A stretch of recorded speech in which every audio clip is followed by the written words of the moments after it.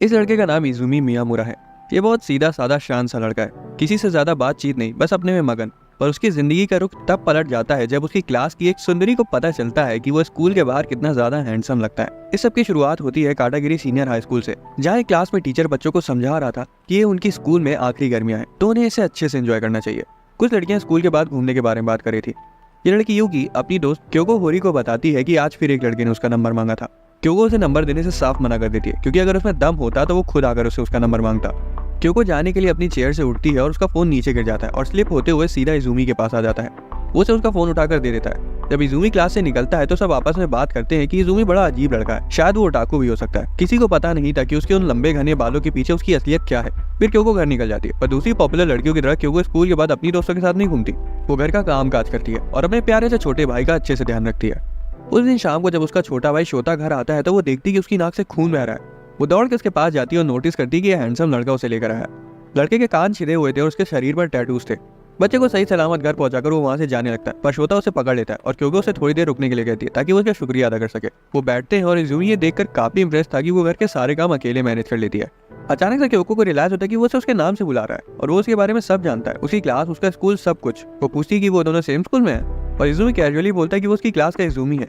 Kyoko को भरोसा ही नहीं हो पा रहा था कि क्लास का सबसे शांत और सीधा लड़का कोई क्रीप नहीं बल्कि हैंडसम और चिल टाइप का बंदा है। अगले दिन भी उसे भरोसा नहीं हो पा रहा था कि वो सच में इजुमी था। यूकी नोटिस करती कि कुछ तो ऑफ है उसके साथ। तभी अचानक से क्योको उठती है और सीधा इजुमी के पास जाके उससे बात करने लगती है। वो एक शांत जगह जाते हैं और वहाँ बात करते हैं। वो बोलती है कि शोता उससे फिर से मिलना चाहता है। इजुमी तो इस चीज से हैरान था कि वो उससे कल के बाद फिर से बात कर रही है। वो बोलती हाँ, थोड़ा तो ऑकवर्ड है, लेकिन बात ना करने का भी कोई रीजन नहीं था। वो बोलती कि स्कूल के बाहर वो कितना अलग लग रहा था। उसे पता है कि वो तो बाहर भी स्कूल की तरह रहती है। इजुमी स्माइल करता है और वो शर्मा रहा था क्योंकि पहली बार उसे कोई इस तरह कैजुअली बात कर रहा है। क्योंकि बोलती है कि इसमें कोई बड़ी बात थोड़ी है। वो तो उसे ये भी सजेस्ट करती है कि उसे उसी तरह अपने बालों को रखना चाहिए जैसे वो कल रखे हुआ था। पर इजुमी तुरंत मना कर देता है क्योंकि अगर वो अपने बाल को बांध कर स्कूल आएगा तब उसकी पियर्सिंग्स दिखने लगेंगी। उस दिन के बाद से इजुमी डेली स्कूल के बाद क्योको के घर जाने लगा। पहले कुछ दिनों में उसे इजुमी के बारे में काफी कुछ पता चला। उसे मांगा वगैरह पढ़ना पसंद है, पर वो एकदम चकड़ ओटाकू नहीं है। उसकी एक फैमिली बेकरी है। उसने अपनी पहली पियर्सिंग मिडिल स्कूल में करी थी और चश्मा पहनने के बावजूद भी वो उतना स्मार्ट नहीं है। एक दिन जब इजुमी उसके घर आया हुआ था तब क्योको एक सुपरमार्केट का पैम्फलेट देख रही थी और पाती है कि अंडों पर सेल सिर्फ कल तक है।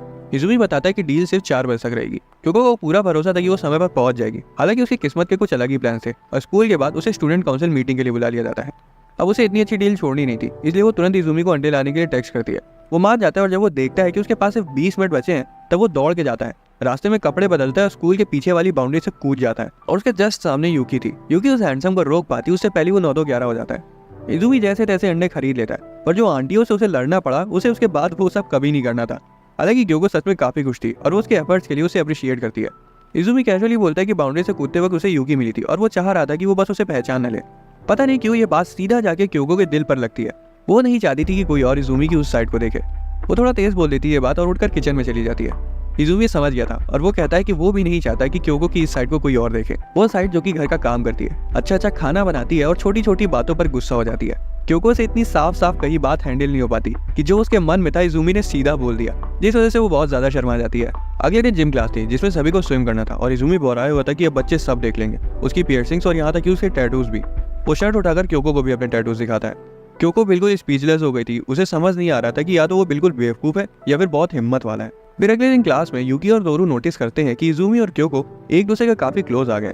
तोरू इजुमी के पास जाता है और कैजुअली पूछते कि क्या वो क्योको को डेट कर रहा है। इजुमी तुरंत मना कर देता है। तोरू कहता है कि वो दोनों कितने अलग हैं और इजुमी इस बात से एग्री करता है। हालांकि उसकी इस बात से इजुमी गैस कर ले जाता है कि शायद तोरू को क्योको पसंद है और उसका गैस बिल्कुल सही था। तोरू हड़बड़ाने लगता है कि वो किसी और को इसके बारे में ना बताए। तभी एक लड़का शू ने जिम क्लास के लिए बुला लेता है।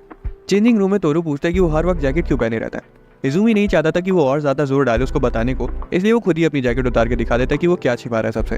तोरू तो पगला जाता है कि इजुमी जैसे लड़के के इस तरह के टैटूज कैसे हो सकते हैं। तोरू उसे और अच्छे से देखने के लिए उसके बाल पीछे करता है और पाता है कि उसके तो कान भी छिरे हुए हैं। ये सब देखकर वो सोचता है कि इस तरह का लड़का क्यों को पसंद है। फिर उन दोनों की काफी लंबी बातचीत होती है और तोरू प्रॉमिस करता है कि वो उसके टैटूज और पियर्सिंग वाली बात अपने तक ही रखेगा। हालांकि उसे ये नहीं समझ आ रहा था कि वो और क्योको इतने क्लोज कैसे आ गए। इजुमी बताता है कि उतना समय नहीं हुआ उन्हें क्लोज आए हुए और उसे लगता है कि क्योको का उसके साथ रहना बस उसकी बेसिक काइंडनेस है। ये सुनने के बाद तोरू से परमिशन मांगता है कि अगर ऐसा है तो क्या वो क्योको को प्रपोज कर ले। इजुमी बोलता है कि इसमें उसे उसकी परमिशन की थोड़ी जरूरत है, चूज करना तो क्योको के ऊपर है। तोरू कहता है कि वो क्योको को प्रपोज कर ले। इजुमी बोलता है कि इसमें उसे उसकी परमिशन की थोड़ी जरूरत है, चूज करना तो क्योको के ऊपर है। आखिर में दोनों की जिम क्लास छूट जाती है, जिस वजह से यूकी को अकेले साफ सफाई करनी पड़ती है और वो सच में बहुत गुस्साई हुई थी। तो उस क्लास के बाद से इजुमी क्योको से दूर रहता है, क्योंकि उसे पता था कि स्कूल के बाद तोरू से प्रपोज करने वाला है। स्कूल खत्म होने के बाद वो बहाना मारता है कि वो शोता को स्कूल से लेने जा रहा है। कुछ देर बाद तोरू क्योको से मिलता है और उसे प्रपोज कर देता है। घर पर जैसी क्योको आती है, इजुमी उठकर जाने लगता है, पर क्योको बहुत ज्यादा गुस्साई हुई थी कि उसने तोरू से ऐसा क्यों बोला कि वो बस उसके साथ सिर्फ उसकी काइंडनेस की वजह से है।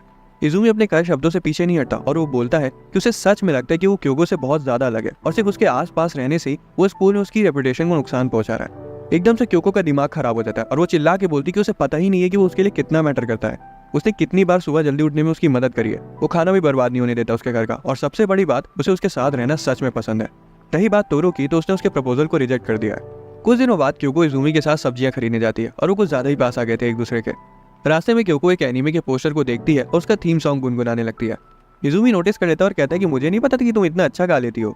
क्योको शर्मा जाती है, उसके चेहरे को दूर करते हुए बोलती है ऐसा कुछ नहीं है। इजुमी पीछे भी नहीं हटता, क्योंकि वो इतनी बार जो उससे तमाचा खा चुका था।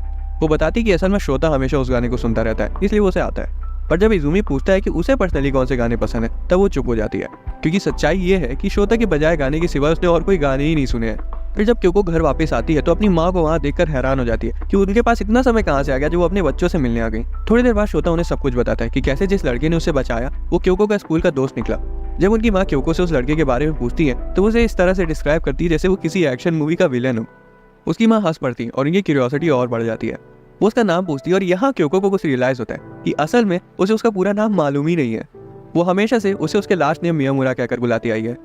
वो छोटी सी बात उसे इतना परेशान कर रही थी कि अगले पूरे दिन वो चिड़चिड़ी रहती है, पर अगर वो उसे क्लियरली पूछ लेगी तो उसके प्राइड को ठेस पहुंच जाएगी, इसलिए वो ऐसा नहीं करती। जिम क्लास के वक्त उसे एक आइडिया आता है और जब सब चेंज कर रहे होते हैं तब वो लड़कों के लॉकर रूम में झांकने लगती है, ये सोच कर कि शायद इजुमी को कोई उसके फुल नेम से बुलाएगा। शू तुरंत उसे पकड़ लेता है।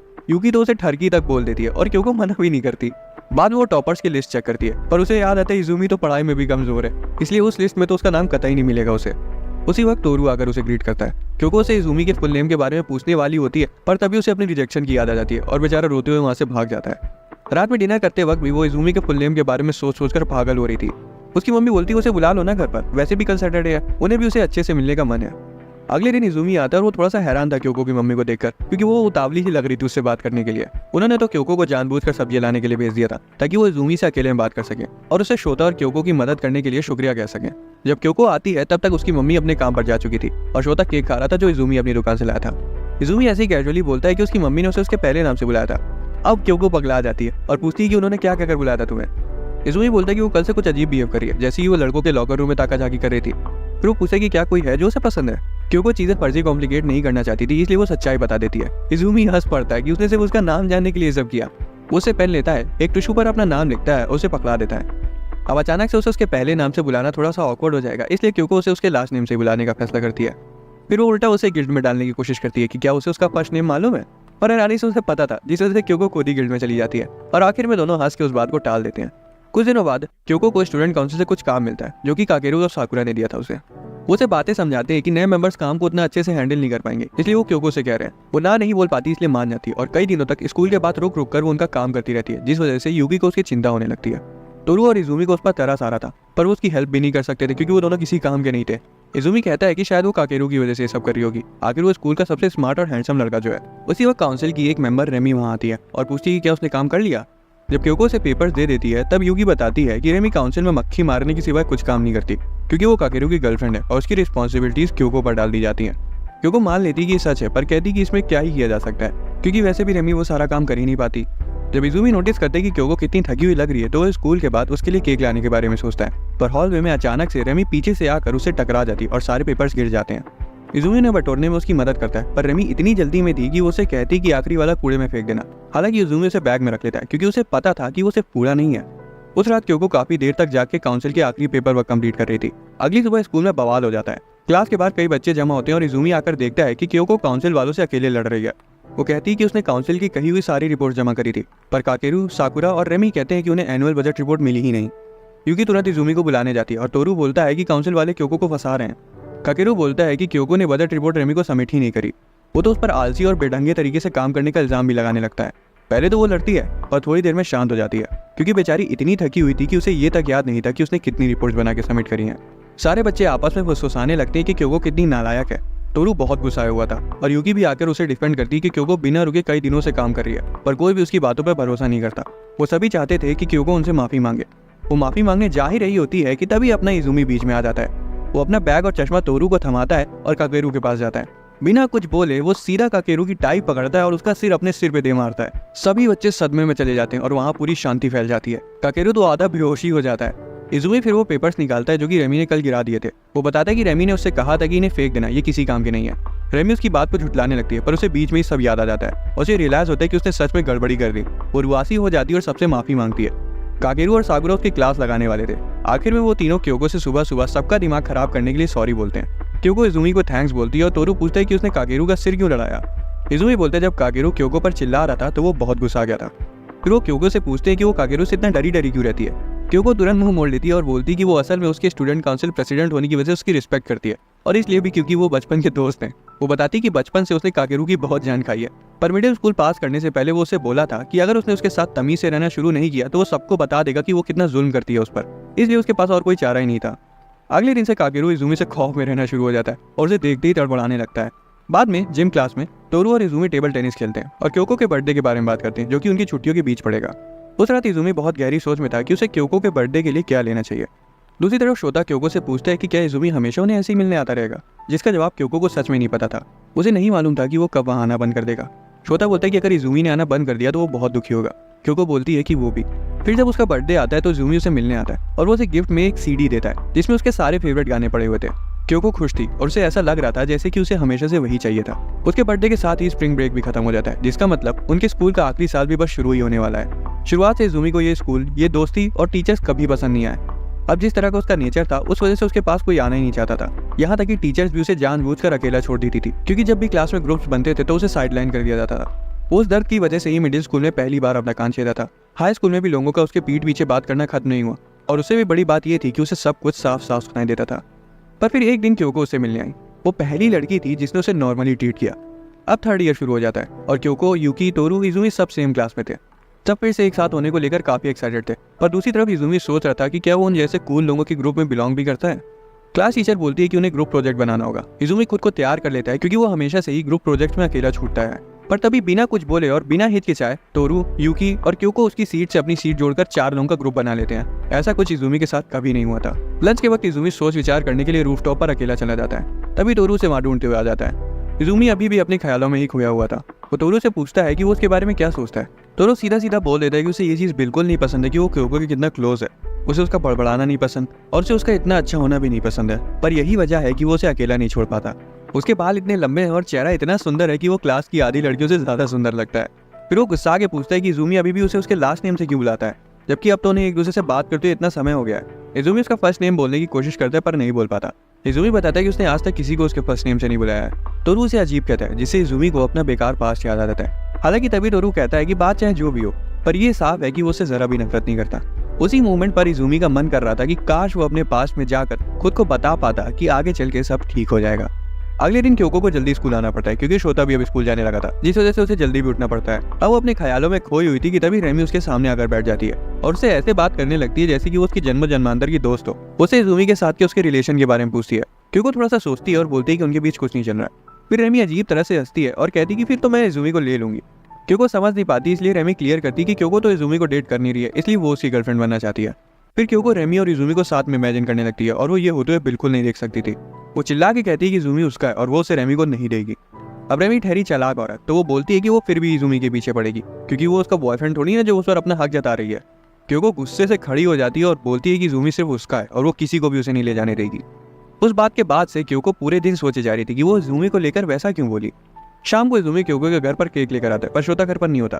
इधर कई दिनों से शोता घर के बाहर ज्यादा खेल रहा है, जिस वजह से इजुमी और क्योको काफी समय अकेले बिता रहे हैं। उस दिन उन्होंने हॉरर मूवीज देखने का प्लान बनाया। क्योको को पता चलता है कि इजुमी बहुत बड़ा डरपोक है, इतना कि वो तो फोन की रिंगटोन से भी चौंक जाता है। चीजें तो तब बढ़ जाती है जब बिजली चली जाती है, पर क्योको बोलती कि चिंता मत करो, जल्दी आ जाएगी, और वो आ भी जाती है। इजुमी शर्मिंदा महसूस करता है, पर क्योको उसे छेड़ती रहती कि अभी तो 5 हॉरर मूवीज और बाकी है। टॉपिक बदलने के लिए इजुमी क्योको के हाथों के बारे में बात करता है, जो कि यूकी ने उसे बताया था। क्योको के हाथ यूकी से छोटे हैं। उसने तोरू से भी अपना हाथ कंपेयर किया था और उसका हाथ उससे भी छोटा था। क्योको उसके हाथ से अपना हाथ नापती है और बोलती है कि अगर उसने उसका हाथ पकड़ने की कोशिश करी तो वो उसकी उंगलियां तोड़ डालेगी। फिर क्योको उसके हाथ पर अपना हाथ रखती है और इजुमी की जगह क्योको खुद ही उसका हाथ पकड़ लेती है।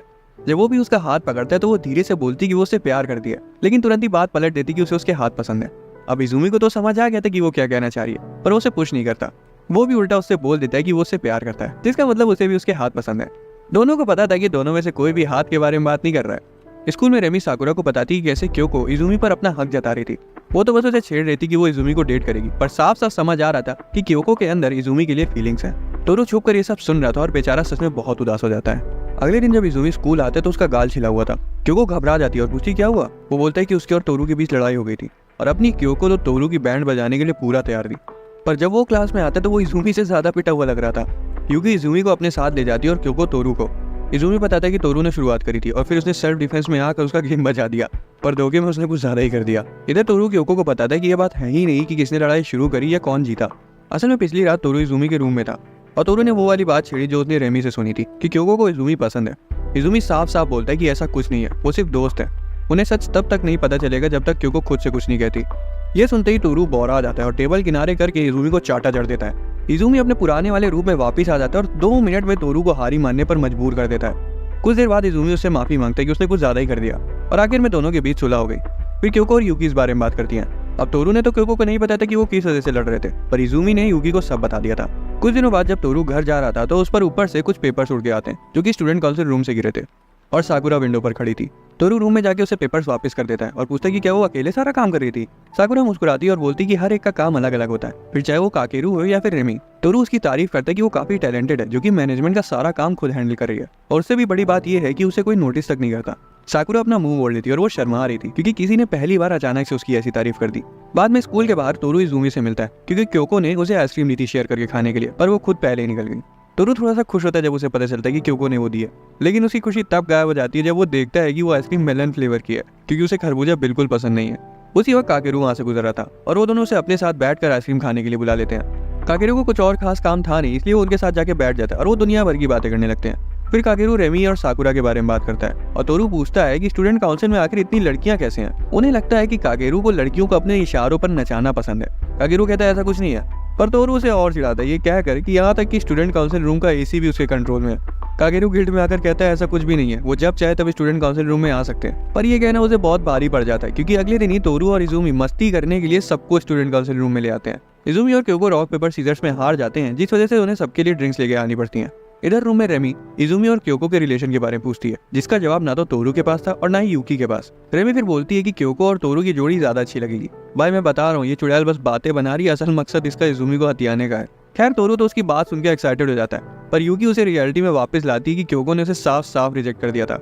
यहाँ साकुरा को पहली बार पता चलता है कि टोरू को क्योको पसंद है। जब यूकी बोलती है कि उन्हें ड्रिंक्स लाने में इतना समय क्यों लग रहा है, तब सब उल्टी सीधी बातें करने लगते हैं कि शायद उनके बीच कुछ हो रहा होगा, जिसे टोरू बेचारा और सहम जाता है। पर यूकी उसे रिएश्योर करती कि इतना मत सोचो, शायद वो पैसे तुड़ा रहे होंगे। टोरू उसका सिर चलाते हुए कहता है कि तुम ही मेरी सच्ची दोस्त हो, बाकी सब तो दोगले हैं। टोरू और यूकी की क्लोजनेस को देखकर साकुरा को थोड़ी सी जलन होती है और वो अपना मुंह मोड़ लेती है। ये दोनों ड्रिंक्स लेकर वापस आ जाते हैं और इजुमी तुरंत टोरू के पास जाके उससे माफी मांगता है और बोलता है कि वो करने को उसका कोई इरादा नहीं था। ये सुनते ही टोरू बहुत ज्यादा इनसिक्योर हो जाता है और उसे लगता है कि क्योको और इजुमी के बीच वही हुआ जिसका उसे डर था। इजुमी आगे कुछ बोल पाता उससे पहले ही वो वहां से भाग जाता है। वो दुनिया भर की चीजें सोचने लगता है, पर जब वो अपना कोला खोलता है तो वो सीधा उसके चेहरे पर उछल जाता है। असल में इजुमी से धोखे से आते वक्त उसकी ड्रिंक गिर गई थी और वो उस वक्त उसे वही बता रहा था। सभी हंसने लगते हैं और साकुरा उसे पोंछने के लिए वेट टिश्यू देती है। उस शाम इजुमी क्योको के घर पर पड़ रहा था और उसके रूम का एसी खराब पड़ा था। इजुमी बोलता है कोई दिक्कत की बात नहीं है, मुझे तो इसकी आदत है, मैं वैसे भी शर्ट उतार के सोता हूँ। क्योको ये सुनकर शॉक हो जाती है और उसे याद आता है कि कैसे उसने पहले एकदम कैजुअली अपनी शर्ट उठा के उसे अपने टैटूज दिखा दिए थे। फिर वो सोचती कि क्या उसे इससे शर्माना चाहिए भी, इसलिए वो एक चीज ट्राई करती है और इजुमी से एक बार फिर से उसे अपने टैटूज दिखाने को कहती है। इजुमी अपने स्ट्रेट फॉरवर्ड बंदा सीधा अपनी शर्ट उतारने लगता है। क्योंकि उस पर भड़क पड़ती कि क्या अगर कोई कह देगा तो वो ऐसी कैजुअली उसके सामने अपनी शर्ट उतारने लगेगा, खासकर बिना अगले से रीजन पूछे। फिर वो पूछती कि क्या वो हमेशा से दूसरों के साथ इतना ही ओपन रहा है। इजुमी धीरे से हाँ बोलता है और वो कुछ और भी उससे पूछने जा रही थी, पर इजुमी उसे बीच में रोक देता है और पूछता है कि आखिर वो कहना क्या चाहती है। क्यों वो कहती कि उसने उसे कभी शर्माते हुए नहीं देखा, उल्टा हमेशा वही एम्बैरेस हो जाती है। इजुमी बोलता है ऐसा नहीं है, वो भी नर्वस होता है, जैसे कि जब वो हाल ही में अपने पुराने दोस्त शिंडो से मिला था। शिंडो ने कहा था कि उसे इजुमी पर गर्व है, पर इजुमी समझ नहीं पाया कि उसने ऐसा क्या कर दिया। वो कहता है कि उसने इजुमी को अपनी गर्लफ्रेंड के साथ डेट पर जाते हुए देखा था। इजुमी थोड़ा शर्मा जाता है और बोलता है कि वो किसी को डेट नहीं कर रहा है, पर शिंडो उसकी बात नहीं मानता और आखिर में इजुमी उसकी मिसअंडरस्टैंडिंग क्लियर नहीं कर पाया और शिंडो को अभी भी लग रहा है कि क्योको सच में उसकी गर्लफ्रेंड है। इजुमी क्योको से प्रॉमिस करता है कि वो शिंडो को समझा देगा बाद में कि ऐसा कुछ नहीं है, पर उसकी गर्लफ्रेंड समझे जाने में क्योको को कोई दिक्कत नहीं थी। वो बात कर ही रहे होते हैं और तभी शिंडो इजुमी को अपनी गर्लफ्रेंड के साथ फोटो भेजता है और इजुमी को डबल डेट के लिए इन्वाइट करता है। पहली बार इजुमी ने क्योको के सामने कोई रिएक्शन दिया था, जिस वजह से वो खुद को रोक नहीं पाई और उसके फोन में झांकने लगी। इजुमी घबरा जाता है और अपना फोन छिपाता है और यहाँ तक कि एक बार को क्योको पर चिल्ला भी देता है। फिर वो शिंडो को कॉल करता है और उस पर भड़क पड़ता है और फिर तुरंत कॉल कट कर देता है। ये पहली बार था कि इजुमी क्योको पर चिल्लाया था। क्योको गुस्सा होने की जगह हैरान थी। वो सच में जानना चाहती थी कि इजुमी पहले कैसा था। कुछ दिनों बाद जब वो सब्जियां लेकर घर वापस आ रही थी, तब रास्ते में शिंडो उसे मिलता है। अब उसे तो पता नहीं था कि वो कौन है, पर शिंडो उसे जानता था। उसी वक्त इजुमी और तोरू भी बाहर घूम रहे थे। तोरू क्योको को किसी अनजान लड़के से बात करते हुए नोटिस कर लेता है। इजुमी तुरंत उसे पहचान लेता है और सीधा जाकर उसे तमाचा जड़ देता है। शिंडो को कोई फर्क नहीं पड़ता और वो इजुमी से उसे क्योको को इंट्रोड्यूस करवाने को कहता है। इजुमी ना चाहते हुए भी उसे अपना पुराना दोस्त बताकर इंट्रोड्यूस करता है। पर जब तोरू इजुमी से पूछता है कि वो कौन है, तब इजुमी सिर हिलाते हुए इशारा करता है कि उसे नहीं पता। शिंडो कैजुअली बताता है कि वो एग्जाम से फेल हो गया था, जिस वजह से उसे 1 साल रोक लिया गया। वो बताता है कि उसका स्कूल करिकुलम काफी टफ है क्योंकि वो शहर का सबसे बढ़िया स्कूल है। फिर भी उसे इजुमी से जलन होती है कि वो अपनी स्कूल लाइफ को इतने अच्छे से एंजॉय कर रहा है। क्योको को बहुत गर्मी लग रही थी, इसलिए वो घर जाने लगती है। शिंडो आइडिया देता है कि उन्हें रेस्टोरेंट चलना चाहिए, वहाँ एसी भी लगा होगा। रास्ते में इजुमी को वो दिन याद आता है जब शिंडो ने पहली बार उससे बात करी थी। उसी दिन उनकी क्लास बदली थी और कोई उसे टक्कर मार के चला गया, जिस वजह से उसकी सारी किताबें गिर गई। वैसे भी उसका दिन एकदम बेकार चल रहा था। शिंडो उसकी बुक्स उठाने में मदद करता है और उसका नाम धोखे से गलत बोल देता है, जिससे इजुमी चिढ़ जाता है। पर इसी के बाद से उनकी दोस्ती शुरू हो जाती है और इजुमी हर वक्त उसके साथ रहना शुरू कर देता है। एक दिन जब इजुमी वॉशरूम जा रहा था, तब वो शिंडो के कुछ दोस्तों की बातें सुन लेता है, जो कि कह रहे थे कि तुम इजुमी के साथ क्यों रहने लगे हो। शिंडो उनकी बातों पर ध्यान नहीं देता और बोलता है कि जब उसका मन करेगा तब वो वापस आ जाएगा उनके पास। शिंडो ही था जिसकी वजह से इजुमी की जिंदगी बदल गई और अब वही रोल क्योको प्ले कर रही है। अगले दिन क्योको को बुखार चढ़ा हुआ था और शोता घबरा जाता है। क्योको फिर भी स्कूल जाने के लिए तैयार होती है, पर शोता उसका बैग छीन लेता है और उसे आराम करने को कहकर लिटा देता है। वो प्रॉमिस करता है कि वो स्कूल टाइम पर चला जाएगा और उसके लिए दवा भी लेकर आता है। वो दवा खा लेती है और सो जाती है। उसे सपने में वो समय याद आता है जब वो बचपन में एक बार बीमार थी और उसकी माँ उसे अकेला छोड़ गई थी। वो अचानक से उठ जाती है क्योंकि उसकी नाक बंद हो गई थी और उसे वहाँ इजुमी बैठा दिखता है। इजुमी उसे गर्म तौलिया देता है और पहले तो क्योको को लग रहा था कि वो बस सपना देख रही है। इजुमी बताता है कि शोता ने उसे कॉल किया था। फिर वो पूछते हैं कि क्या उसने मेडिसिन ली और क्या उसने टेम्परेचर चेक किया अपना। क्योको बोलती हाँ, तो इजुमी पीने के लिए कुछ लेने चला जाता है और वो कमरे से बाहर जा पाता है उससे पहले क्योको बिस्तर से गिर जाती है और सिसकियां भरते हुए पूछती है कि वो कहाँ जा रहा है। उसे वही टाइम याद आ रहा था जब उसकी मम्मी उसे छोड़ गई थी। उन्हें लगा था कि क्योको बहुत हिम्मत वाली और सब संभाल लेगी, पर असलियत तो ये है कि उसे बस इतना चाहिए था कि कोई उसके पास रुके। वो उसका हाथ पकड़ लेती है और छोड़ ही नहीं रही थी। इजुमी समझ जाता है और उसे रिएश्योर करता है कि वो कहीं नहीं जा रहा है। वो तब तक वहीं रुका रहता है जब तक ये पक्का नहीं हो जाता कि वो ठीक है। वो स्कूल और उसकी मम्मी को भी सारा कुछ एक्सप्लेन कर देता है। स्कूल के लिए निकलने से पहले इजुमी एक आखिरी बात बोलता है। वो कहता है कि क्योको उसे पसंद है और उसे इस चीज से फर्क नहीं पड़ता कि वो सो रही है या फिर सोने का नाटक कर रही है। पर जैसे ही वो कमरे से निकलता है, क्योको तुरंत झटके से उठ जाती है और उसे कन्फेशन से बहुत ज्यादा शौक थी। फिर क्योको तबीयत खराब होने की वजह से 2 दिन स्कूल से छुट्टी ले लेती है। उसे अब ठीक लग रहा था, पर जिस बात की वजह से वो स्कूल वापस जाने से हिचकिचा रही थी वो थी इजुमी का कन्फेशन। उसने साफ साफ सुना था कि उसने कहा है कि वो उसे पसंद करता है और अब इजुमी को एक सिंपल सा मैसेज करने में भी उसे अजीब लग रहा है। बाद में शोता इजुमी को किसी अनजान लड़की के साथ देखता है। जब वो घर आता है तो क्योको को कैजुअली बताता है कि उसने इजुमी को किसी लड़की के साथ देखा था और वो काफी क्लोज लग रहे थे। क्योको एकदम से शांत हो जाती है। वो आगे कुछ पूछ पाती उससे पहले ही शोता दही के फ्लेवर्स के बारे में बात करने लगता है। क्योको उसे पूछती है कि वो लड़की कैसी दिख रही थी। शोता बताता है कि लड़की ने किसी और स्कूल की यूनिफॉर्म पहन रखी थी। ये सुनते ही क्योको का दिमाग 100 जगह घूमने लगता है। उसे तो ये तक लगने लगता है कि वो इजुमी की कोई सी गर्लफ्रेंड होगी। वो खुद को शांत करती है और शोता से पूछती है कि वो दोनों एक दूसरे के कितना क्लोज थे। जब शोता बताता है कि वो उसको अपने एकदम पास पकड़े हुआ था, तब क्योको शौक में अपना दही गिरा देती है। वो इतना शौक में थी कि वो रात में इजुमी का मैसेज खोल तक नहीं पा रही थी। उसके दिमाग में इतना कुछ चल रहा था कि एक सिंपल सा सवाल करने में भी वो कतरा रही थी। अगले दिन जब वो स्कूल आती है तो तोरू उसे वेलकम बैक बोलता है, पर क्योको उस पर चढ़ बैठती है क्योंकि वो नहीं चाहती थी कि इजुमी को उसके वहाँ होने का पता चले। इजुमी तो लंच तक नोटिस नहीं कर पाता कि वो स्कूल आई भी है। उसे तब पता चलता है जब तोरू उसे बताता है। इजुमी उससे बात करने का डिसाइड करता है। वो उसे लॉकर के पास किसी से छुपते हुए पाता है और उसे आवाज लगाता है। वो डर जाती है क्योंकि वो उससे ही छिप रही थी। इजुमी उसे साफ साफ पूछे कि क्या वो उसे उस दिन के कन्फेशन की वजह से अवॉइड कर रही है, पर क्योको के दिमाग में तो कुछ और ही था। वो इजुमी से पूछती कि वो लड़की कौन थी। इजुमी कंफ्यूज हो जाता है और फिर थोड़ा सा सोचता है और उसे याद आता है कि वो तो चीका थी। क्योको तो आग बबूला हो जाती है क्योंकि इजुमी ने उसका फर्स्ट नेम बोला था। वो बताती कि शोता ने उन्हें एक दूसरे का हाथ पकड़े देखा था। इजुमी तुरंत उसे एक्सप्लेन करता है कि वो तो शिंडो की गर्लफ्रेंड है और शोता ने उसे उस वक्त देखा होगा जब वो फिसल के गिरने वाली थी और उसने उसे पकड़ा था। अचानक से क्योको और गुस्सा आ जाती है और इजुमी को बुक दे मारती है क्योंकि वो इतनी देर से चीका चीका बोले जा रहा था, जबकि उसने आज तक उसे उसके फर्स्ट नेम से कभी नहीं बुलाया। इतना कहकर वो वहाँ से चली जाती है। अब उसे ये नहीं पता था कि इस बइले को चीका का लास्ट नेम पता ही नहीं था। जब क्योको घर पहुंच जाती तब उसे रिग्रेट होना शुरू होता है कि वो क्या कराई। अब तो इजुमी उसे जरूर नफरत करने लगेगा। उस शाम शोता इजुमी के साथ घर आता है। इजुमी उसे उसकी बुक रिटर्न करने और मिसअंडरस्टैंडिंग क्लियर करने आया था, पर क्योको पहले ही उस पर बुक फेंकने के लिए उससे माफी मांग लेती है और चीका का फुल नेम पूछती है। तब इजुमी बताता है कि उसे चीका का फुल नेम कभी मालूम ही नहीं था। वो हंसकर उस बात को टाल देते हैं। फिर क्योको असली बात पर आती है, जो कि था उसका कन्फेशन। वो बताती है कि वो जागी हुई थी और उसने सब सुन लिया। इजुमी को पता था, इसीलिए उसने बोला था, पर उसके अंदर इतनी हिम्मत नहीं थी कि वो उसके जवाब का वेट करे, इसलिए वो चला गया। उनकी बात के बीच ही क्योको के पापा क्योसुके वहाँ जाते हैं और इजुमी को पहली बार देखते हैं। क्योको उनसे सिगरेट बुझाने को कहती है, पर क्योसुके को कुछ फर्क नहीं पड़ता। वो तो इजुमी से पूछते कि क्या वो भी सिगरेट पीता है और कहते कि पियर्सिंग्स की वजह से वो गुंडा लग रहा है। तभी पीछे से क्योको उन्हें लात जड़ देती है। क्योसुके ही निनाने लगता है और पूछते हैं कि क्या इस घर में पापा लोगों को ऐसे ट्रीट किया जाता है। वो बातें बुनना शुरू करता है कि मैं इतने दिनों बाद घर आया, मुझे लात मार दी, घर में एक अजनबी बैठा है, मेरी बीवी भी गायब है, मुझे किसी ने खाने तक को नहीं पूछा।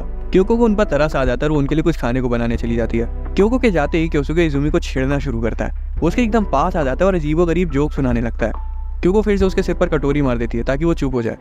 क्योसुके इजुमी से क्योको के जल्दी गुस्सा हो जाने की वजह से माफी मांगता है। वो फिर भी चुप नहीं होते और आखिर में पूछ ही लेते हैं कि क्या वो क्योको का बॉयफ्रेंड है। एकदम से सब शांत हो जाते हैं और तभी हैरानी से क्योको बोल देती कि हाँ वो मेरा बॉयफ्रेंड है। अपना इजुमी तो शर्मा गया था। क्योसुके बोलता है कि उसे लंबे बालों वाले लड़के पसंद नहीं है, जबकि उसके खुद के लंबे बाल थे। फिर भी इजुमी खड़ा होता है और बोलता है कि अगर ऐसा है तो वो अपने बाल काट लेगा। हालांकि क्योसुके कहता है कि इसकी कोई जरूरत नहीं है, उन्हें बांध सकता है। वो इजुमी के बालों से खेलने लगते हैं और पूछते हैं कि उसे क्योको जैसी लड़की कैसे पसंद आ गई। इजुमी बोलता है कि क्योको की वजह से ही वो उस प्यार वाली फीलिंग को महसूस कर पाता है। उसी वक्त क्योको की मम्मी यूरिको वहाँ आ जाती है। वो अपने हस्बैंड को वहाँ देखकर इतनी हैरान थी कि उनके हाथों से सारी सब्जियां गिर गई। कुछ देर के लिए सब शांत हो जाते हैं। वो गुस्सा नहीं थी, उन्होंने बस उन्हें डिनर के लिए गिना नहीं था। क्योसुके तो तब पागल हो जाता है जब उसे पता चलता है कि इजुमी की प्लेट्स उनके पास है पर उसकी नहीं है। खाना खाने के बाद क्योको इजुमी को सड़क तक छोड़ने जाती है। धीरे से वो उसका हाथ पकड़ लेती है। इजुमी बताता है कि अभी काफी चीजें हैं जो उसे उसके बारे में नहीं पता है, पर वो वादा करता है कि वो उसे अच्छे से जानने की पूरी कोशिश करेगा। और उसी वक्त से उनकी दोस्ती खत्म होकर प्यार में बदल जाती है। घर जाके वो तोरू को फोन मिलाता है और उसे सब कुछ बता देता है और तोरू कहता है उसे कोई प्रॉब्लम नहीं है। पर जैसे ही कॉल कटती है तोरू रो पड़ता है क्योंकि उसे समझ आ गया था कि उसने क्योको को हमेशा के लिए खो दिया है। तोरू मेरे भाई, हम सब तुम्हारा दर्द समझ सकते हैं। खैर अगले दिन स्टूडेंट काउंसिल रूम में साकुरा तोरू को देखती है और नोटिस करती है कि वो काफी उदास लग रहा है। रेमी पीछे से आकर उसे डरा देती है और पूछती है वो किसे देख रही है। साकुरा फुल डिफेंसिव हो जाती है, पर रेमी समझ जाती है और कहती है कि तुम बहुत अजीब हो। साकुरा का दिमाग खराब हो जाता है और वो कह देती है कि उसके जैसी सुंदर लड़की कभी नहीं समझ पाएगी। वहां से जाते हुए वो बोलती है कि काश वो उसकी जगह होती। उसे याद आता है कि कैसे सब उन दोनों को कंपेयर करते थे कि रेमी तो सुंदर है तो वहीं साकुरा एवरेज दिखती है। हालांकि अंदर ही अंदर वो जानती थी कि रेमी ने हमेशा उसका साथ दिया, इसलिए वो तुरंत दौड़ के उसके पास जाती है, उससे माफी मांगती है और तोरू को लेकर अपनी फीलिंग्स के बारे में उसे बता देती है। इस दौरान इजुमी क्योको के साथ स्कूल के बाहर आता है और तोरू को देखते ही ऑकवर्ड हो जाता है। तोरू उसे सिर पर हल्का सा मारता है और बोलता है उतना मत सोचो। बाद में इजुमी क्योको के साथ पड़ता है और वो कहता है कि वो उसे उसके फर्स्ट नेम से बुलाया करे। वो कोशिश करती है, लेकिन लाजमी है कि किसी को भी अचानक से अलग नाम से बुलाने में हिचकिचाहट तो होगी। अब जब क्योसुके घर आ गया था तो श्रोता उससे पूछता है कि वो कब तक रुकने का प्लान बना रहे हैं। यूरिको भी पूछती है कि आखिर वो कब तक अपना प्रोजेक्ट छोड़कर घर पर ही रहेगा।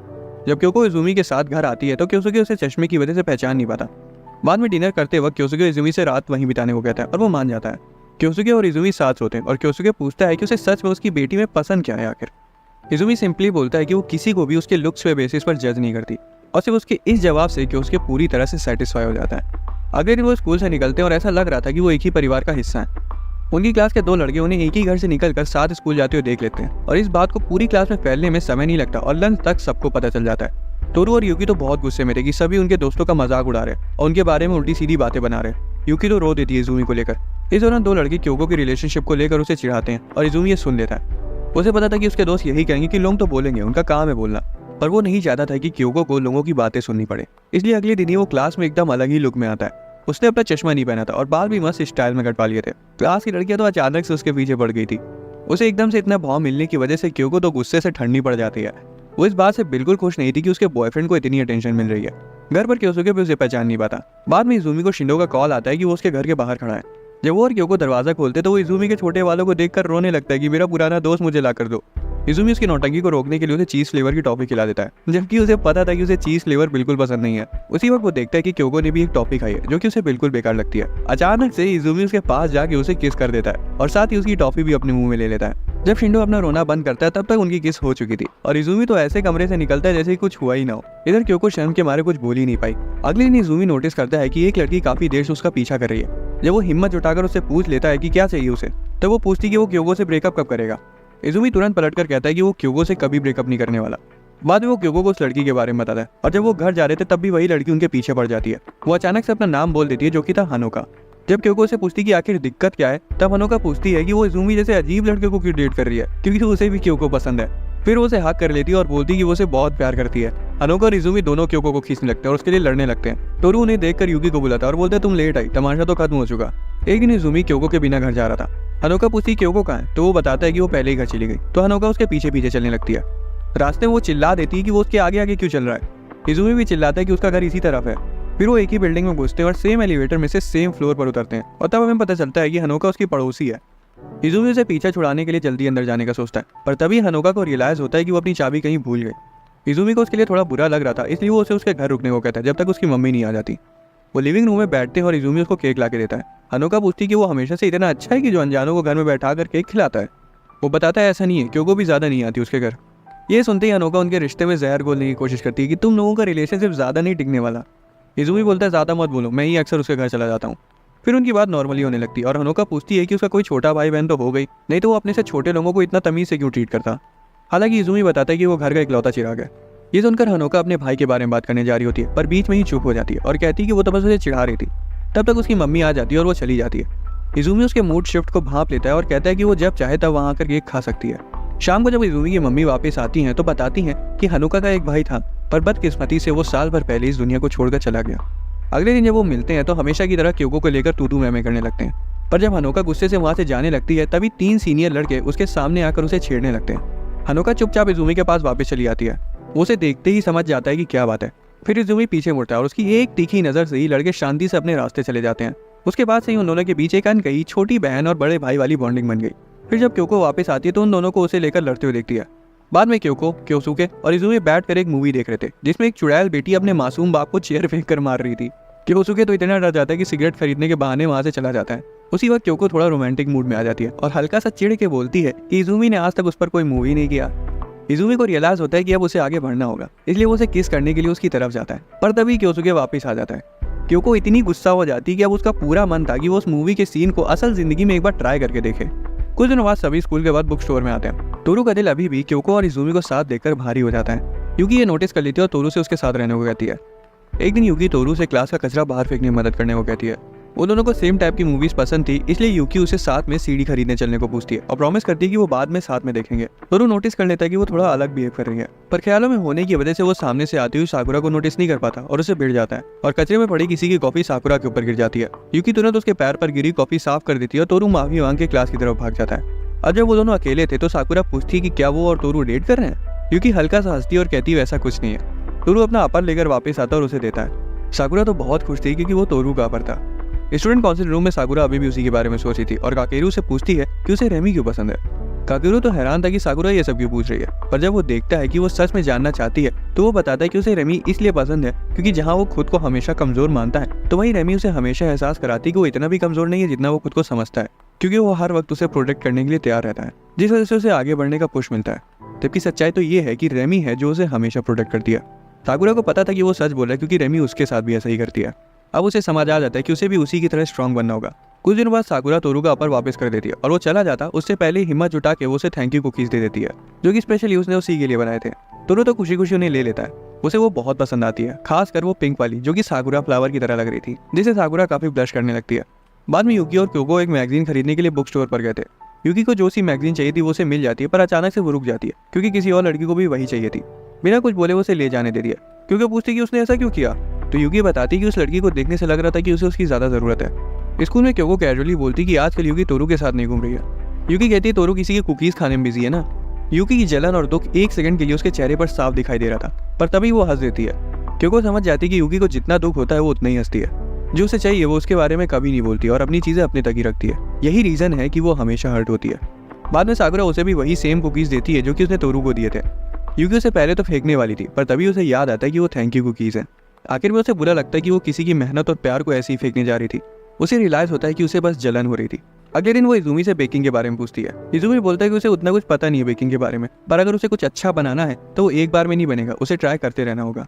एक हफ्ते बाद यूकी अपने कपकेक्स इजुमी और क्योको को टेस्ट कराने लाती है और वो देखने में उतने कुछ टेस्टी लग नहीं रहते। यूकी कहती है कि वो नहीं चाहती कि तोरू उन्हें देखे, पर तभी तोरू पीछे से आकर खुद ही उस केक को ले लेता है। वो यूकी की उंगलियों पर लगे बैंडेजेस को नोटिस करता है और हालांकि वो खाने लायक तो था नहीं, लेकिन फिर भी वो उसे खाता है और कहता है कि उसे अगले केक का इंतजार रहेगा। बाकी दोनों भी उसके एफर्ट्स को अप्रिशिएट करते हैं, जिससे उसे और अच्छा करने की इंस्पिरेशन मिलती है। कई दिनों बाद इजुमी को अचानक से एक फैमिली इमरजेंसी की वजह से होकाइडो जाना था, इसलिए वो एक हफ्ते बाहर रहेगा। इधर बेचारी क्योको अकेली पड़ जाती है और उसे उसके साथ रहने की आदत लग गई थी, इसलिए वो 2 ड्रिंक्स ले लेती है।